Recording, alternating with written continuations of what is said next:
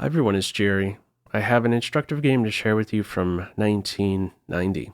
On the white end, Yasser Seirawan, playing against Timman. Okay, the opening we have here, Queen's Indian defense. Bishop b4, this is pin one of several in this game. It'll really be Seirwan that demonstrates the pin, however. Queen b3, question to the bishop. c5, nice follow-up, defense, duo, influenced. You can't squeeze too much more out of a move. All right, bishop questioned, pin maintained. Here comes pin number 2. Knight c6, queenside castle, the knight is now free.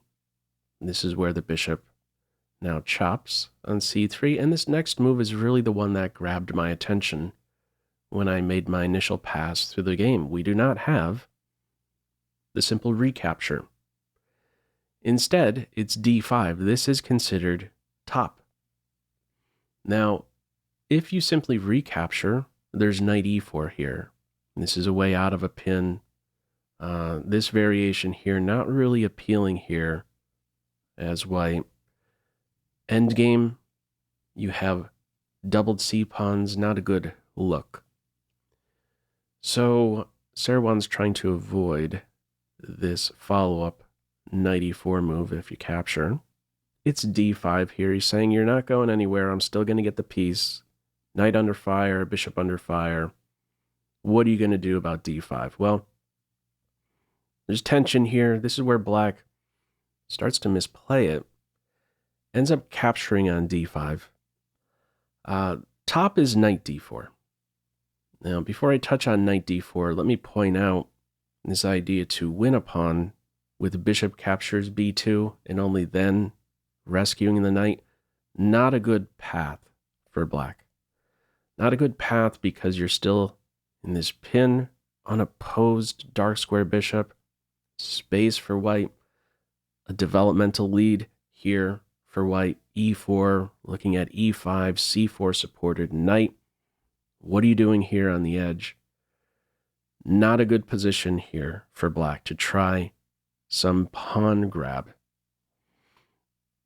What is top after this move, d5, is knight d4. After knight d4, the queen will now have to take the bishop, and this is where black could now follow through with knight to e4. From here, there's a few different ways you can approach it. One is to swipe the queen. It's also pointing out you could first take the knight in such a position. And the other one I want to put on here, queen e3, targeting the knight and also supporting this bishop here on g5. Now, how it is played in this game, after the move d5, black first captures on d5. Pawn recaptures. These two here still in trouble. Follow up from here, bishop e5. This is already considered losing. Now, at this stage, computer is pointing out h6, bishop backing off, knight e5, and then queen captures bishop. That's an excellent position for white. Bishop e5 is played here. Now, if we revisit, so the thing I want to touch on here, if we revisit knight d4 in this position with the c and e pawn first exchanged, it's not the same. After knight d4, queen takes c3, knight e4 in this position, queen e3, notice how it is much different. The knight would now be pinned. This is winning for white. Two problems and you can't solve them. Okay, how it is played in this game. After the chops on d5, we have the follow-up bishop e5. Now let's see how Seirwan converts this one. First, gets the material back. Bishop now up for grabs. Black saw this coming. Develops. Defends the bishop. Forceful. Pawn captures d7 check. Bishop recaptures. e3. And from here we have rook to d8. Now, black cannot easily pull the king away to safety here. not just castle like this. If you castle, you're in trouble.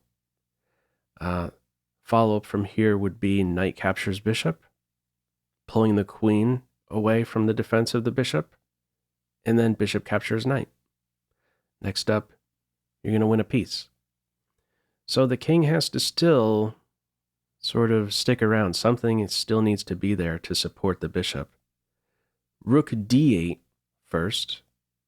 Pop quiz, how would you respond here? Feel free to pause the video. Okay, we see now an exchange sacrifice. Rook captures bishop is played here.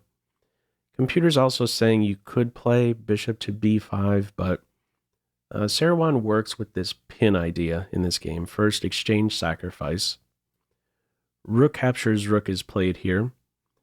Capturing with the queen, that's going to sting.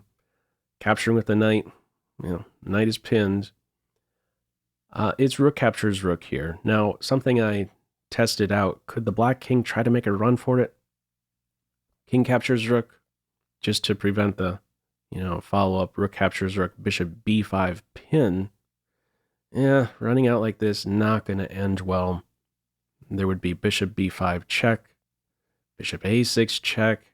The king finally ends up on one of these dark squares, which would now run into knight captures bishop, and you can't take back because there'd be another pin. Okay, how black plays it here. Recaptures on d7 with the rook, bishop b5 with the pin. Black still not in a position to castle. From here, bishop d6 is played. If you castle, we could have that same move order. Knight captures bishop, queen captures, bishop captures knight, and in the end, that piece on d7 will fall. White will be up a piece. Or, even simpler here, may be to swipe the rook. Can't take with the knight.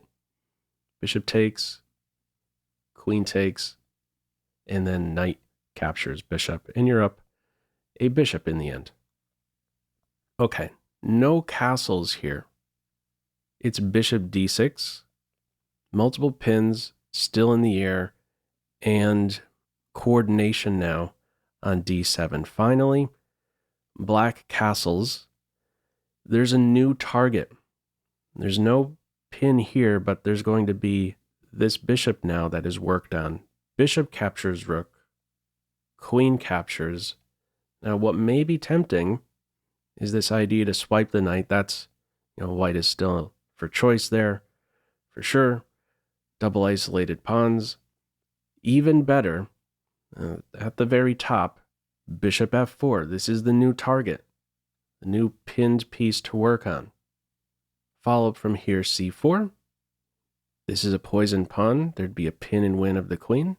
Queen c2 in this game, not just to any square. Notice what the queen is doing from c2. She has some pressure on this h7 pawn. We'll see why that is a thing shortly. How do you defend the bishop?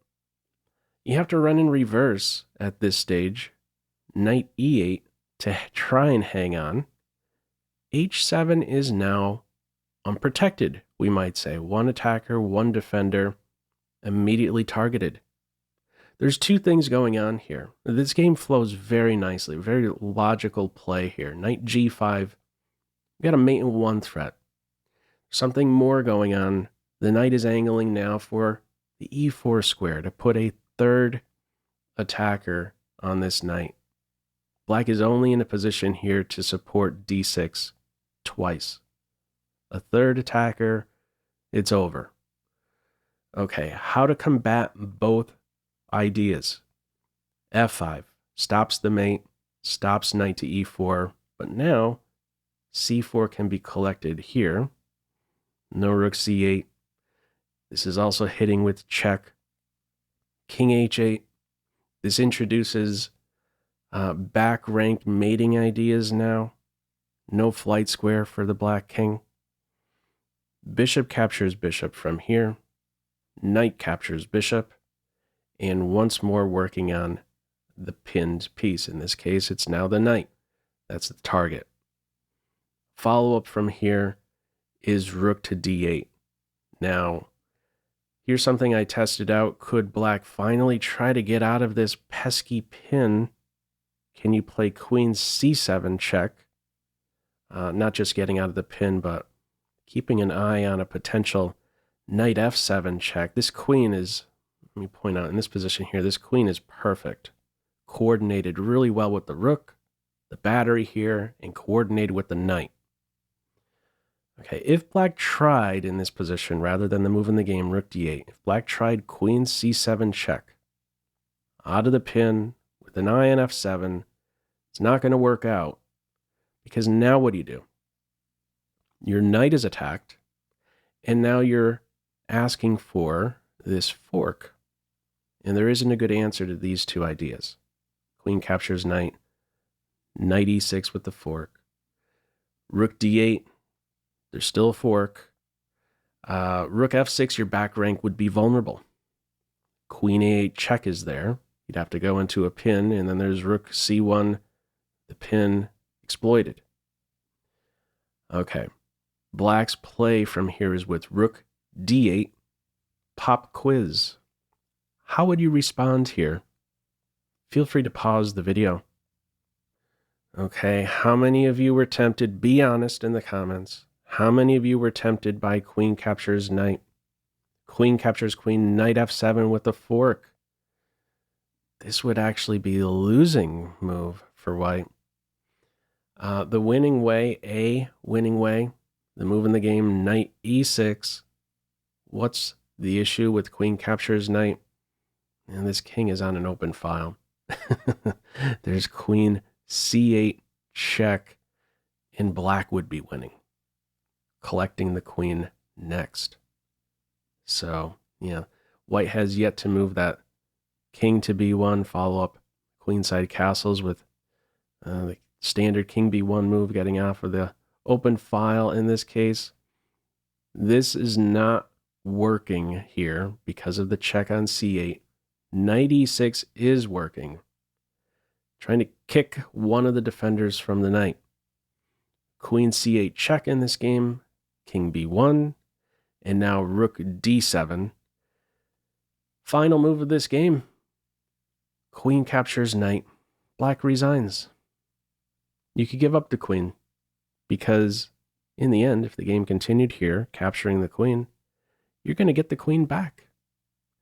Look at this vulnerable state that black is in. Still no flight square. Queen as the lone defender of the back rank and on the back rank.